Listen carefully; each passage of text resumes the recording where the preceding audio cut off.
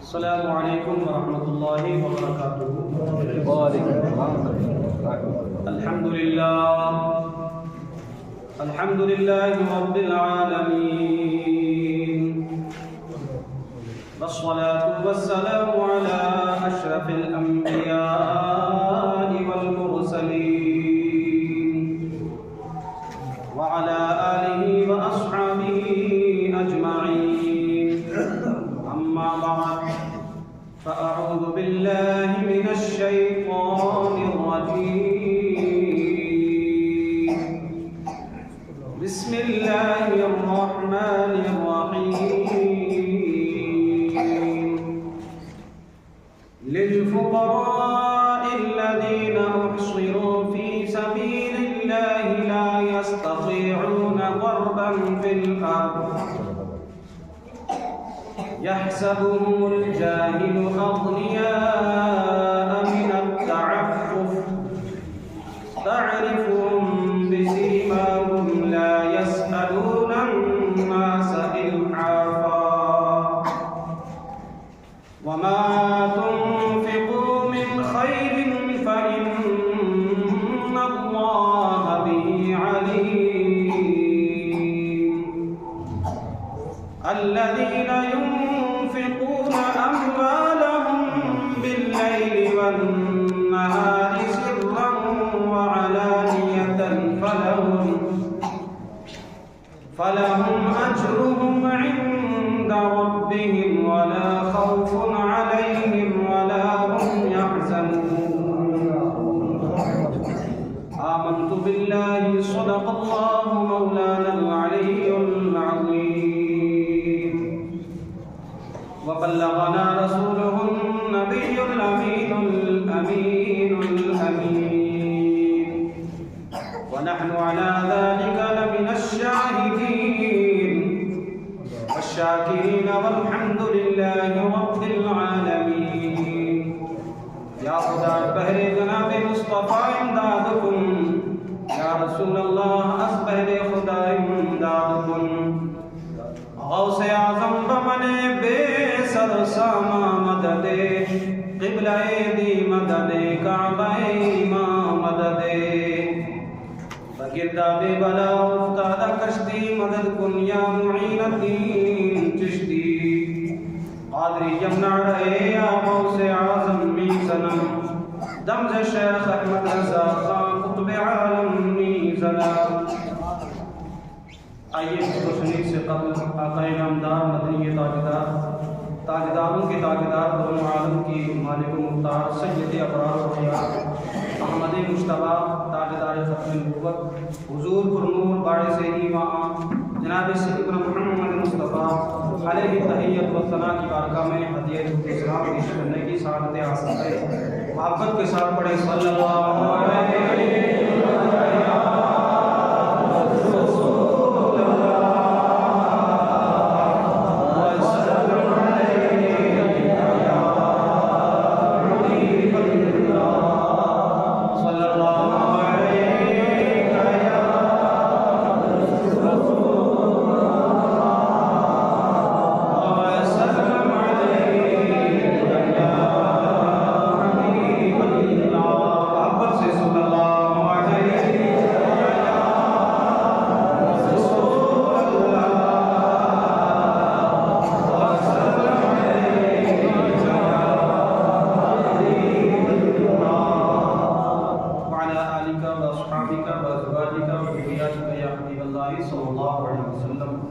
جو حضرات سنت سے فارغ ہو گئے ہیں آگے آگے صفوں کے اندر بیٹھتے ہیں۔ حضرات محترم، سورہ بقرہ کی آیت نمبر 273 اور 274 آپ حضرات کے سامنے تلاوت کرنے کا شرف حاصل کیا۔ رب العزت جل مجدہ الکریم ارشاد فرماتا ہے للفقراء الذین احصروا فی سبیل اللہ، وہ فقراء جو اللہ کے راستے میں روک دیے گئے، لا یستطیعون ضربا فی الارض، وہ زمین میں چلنے کی سکت نہیں رکھتے، یحسبهم الجاہل اغنیاء من التعفف، اور نادان ان کو رکنے کی وجہ سے مالدار سمجھے، تعرفهم بسیماہم، تو ان کی نشانیوں سے پہچان لے گا، لا یسألون الناس الحافا، وہ لوگوں سے گڑ گڑا کر سوال نہیں کرتے، وما تنفقوا من خیر، اور جو کچھ بھی بلائی میں تم خرچ کرو گے، فإن اللہ بہ علیم، تو بے شک اللہ تعالیٰ اس کو جاننے والا ہے۔ الذین ينفقون اموالهم باللیل والنہار، وہ لوگ جو رات اور دن اللہ کے راستے میں خرچ کرتے ہیں، سرا وعلانیۃ، پوشیدہ کر کے، ظاہر کر کے، فلہم اجرہم عند ربہم، تو ان کا اجر ان کے رب کے پاس ہے، لا خوف علیہم ولا هم یحزنون، نہ ان پر کوئی خوف ہے اور نہ انہیں کوئی غم ہوتا۔ یہ آیت کریمہ کا ترجمہ ہوا۔ اس کی شان نزول، پس منظر آپ حضرات سماعت فرمائیں، مسجد نبوی شریف میں ایک مقام ہے جس کو اصحاب صفہ کا چبوترا کہا جاتا ہے۔ جاج کرام یا عمرہ کرنے والے حضرات ہوں، وہ ضرور اس مقام پر جاتے ہیں تو نفل پڑھتے ہیں، کیونکہ اس کو ریاض الجنہ بھی کہا گیا، جنت کا ٹکڑا بھی کہا گیا، اور کسی عام دنیا دار نے نہیں کہا، بلکہ اس کو مدینے کے تاجدار صلی اللہ علیہ وسلم نے فرمایا، ما بین بیتی و منبری روضۃ من ریاض الجنہ، میرے گھر سے لے کر میرے منبر تک جو زمین کا ٹکڑا ہے یہ جنت کے ٹکڑوں میں سے۔ سبحان اللہ۔ اصحاب صفہ، اصحاب یہ صحابی کی جمع، صفہ چبوترا کو کہا جاتا ہے۔ جب ہمارے اور آپ کے آقا صلی اللہ علیہ وسلم مکہ شریف سے ہجرت کر کے مدینہ شریف تشریف لائے تو ان اصحاب میں 400 یا 500 دو روایتیں ملتی ہیں، اصحاب ایسے تھے جن کی نہ کوئی اولاد تھی، نہ ان کی شادیاں تھیں، نہ ان کا وہاں کوئی کنبہ و قبیلہ تھا، نہ ان کا کوئی گھر بار تھا، نہ ان کا کوئی وہاں رشتہ دار تھا، اور ان کا کام کیا تھا؟ وہ دن اور رات مسجد نبوی میں رہتے ہیں، دن میں روزہ رکھنا، اور جب جہاد کا وقت ہو تو جہاد کے لیے جانا، اور رات بھر اللہ کی بارگاہ میں قیام میں گزارنا۔ اور حال یہ تھا کہ پہننے کے لیے اتنا بھی کپڑا میسر نہیں تھا کہ جس سے پورا جسم ڈھانک سکے، کوئی کام نہیں، صرف ایک کام تھا، رسول کریم صلی اللہ علیہ وسلم کے سینہ اقدس سے فیض حاصل کرنا، اور پھر اس کو عوام الناس تک پہنچانا، صرف یہی کام تھا۔ تو آقا کریم صلی اللہ تعالی علیہ وسلم کہ یہ جو اصحاب تھے ان کا حال یہ تھا کہ بھوک کی وجہ سے اتنے نڈھال ہو جایا کرتے تھے کہ جب رکوع اور سجدہ کرتے تھے تو غشی طاری ہو جایا کرتے۔ سبحان اللہ۔ انہی اصحاب میں ایک صحابی ہیں جن کا نام ہے حضرت سیدنا ابو ہریرہ رضی اللہ تعالیٰ عنہ، جن سے بہت ساری احادیث مروی ہے، وہ کہتے ہیں کہ میں بھی ان اصحاب میں سے تھا، اور جب یہ آیت کریمہ نازل ہوئی للفقراء الذین احصروا فی سبیل اللہ، تو میں یہ آیت کریمہ قصداً صحابہ کرام کو پڑھ کر سناتا اور کہتا کہ مجھے بتاؤ اس کا معنی کیا ہے۔ تو فرمایا اس وقت بے سر و سامانی کا حال یہ تھا کہ باقی صحاب کے گھر میں بھی اللہ ہی کا نام تھا اور کچھ نہیں تھا، لہذا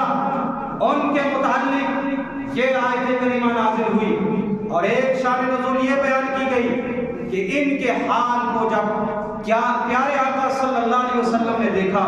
کہ تن پر پورا کپڑا بھی میسر نہیں، اور بھوک کا یہ عالم کہ چہرے پر گڈھے پڑ گئے ہیں، چہرے سوکھ گئے ہیں اور سوکھ گئے ہیں، لیکن پھر بھی کسی سے سوال نہیں کر رہے۔ خودداری کا عالم یہ ہے کسی سے کچھ مانگتے نہیں ہیں۔ تو کریم آقا صلی اللہ علیہ وسلم نے ارشاد فرمایا ان قریب ایک ایسا وقت آئے گا کہ تمہارے سامنے طرح طرح کے دسترخوان لگے ہوں گے، تمہارے سامنے طرح طرح کے کھانے ہوں گے، طرح طرح کے ماکولات و مشروبات ہوں گے، تو اس وقت تم بڑی خیر میں ہوں گے۔ تو صحابہ کرام نے عرض کیا رسول اللہ اس وقت تو ہم بڑی خیر میں ہوں گے۔ تو کریم آقا صلی اللہ علیہ وسلم نے فرمایا خیر میں تو آج بھی ہو، خیر میں تو آج بھی ہو، تو ان کے متعلق یہ آیت کریمہ نازل ہوئی للفقراء الذین ارسلوا فی سبیل اللہ، ان فقراء مہاجرین صحابہ کو نذرانے دو، عطیات دو، ان کو خیرات دو جو اللہ کے راستے میں روک دیے گئے، اللہ کے راستے میں اور روک دیے گئے۔ اس روک دیے سے مراد کیا ہے؟ مراد یہ ہے کہ وہ اللہ کے راستے میں اپنے آپ کو وقف کیے ہوئے ہیں، وہ کوئی بزنس نہیں کرتے ہیں، کوئی کام نہیں کرتے ہیں، کوئی ان کا گزر بسر کا کوئی بھی ذریعہ نہیں ہے، ذریعہ معاش نہیں ہے، لہذا تمہیں حکم دیا جاتا ہے رب العالمین کی طرف سے کہ تم نے ان صحابہ کرام کی مدد کرنی ہے۔ للفقراء الذین احصروا فی سبیل اللہ لا یستطیعون ضربا فی الارض، یہ زمین پر چلنے کی طاقت نہیں رکھتے۔ آپ کہیں گے جناب وہ صحابہ کرام اگر چلنے کی طاقت نہیں رکھتے تھے تو پھر جہاد میں کیسے جاتے تھے؟ حضرات اس سے مراد مفسرین فرماتے ہیں، اس سے مراد یہ ہے کہ وہ ڈیوٹی جو اللہ اس کے رسول نے ان کی لگائی تھی وہ صرف اور صرف دین کی ڈیوٹی لگائی تھی کہ تم دین کا کام کرو، باقی صحابہ تمہارا کام کرتے رہے۔ لا یستطیعون ضربا فی الارض، وہ زمین پر چلنے کی طاقت نہیں رکھتے ہیں، اس لیے کہ بزنس کا ایک اصول ہوا کرتا ہے، کاروبار کا ایک اصول ہوا کرتا ہے کہ جب انسان کوئی کاروبار کرتا ہے یا بزنس کرتا ہے تو اس کو چلنا پڑتا ہے، ایک مقام سے دوسرے مقام پر جانا پڑتا ہے، ایک شہر سے دوسرے شہر میں جانا پڑتا ہے، تبھی وہ مال خرید کر اپنی دکانوں میں اپنے کاروبار میں اس کو بیچتا ہے۔ لیکن یہ صحابہ کرام ایسے ہیں، قرآن نے فرمایا لا یستطیعون ضربا فی الارض، اے لوگوں یہ زمین میں چلنے کی سکت نہیں رکھتے ہیں، طاقت نہیں رکھتے ہیں۔ یعنی اگر یہ لوگ بھی تمہاری طرح بزنس کرنے لگ جائیں، یہ لوگ بھی تمہارے لیے ملازمت اختیار کر لیں تو بتاؤ دین کا کام کیسے آگے چلے گا؟ تو لہٰذا تمہیں حکم دیا جاتا ہے کہ تم ان کو صدقات و خیرات دیا کرو،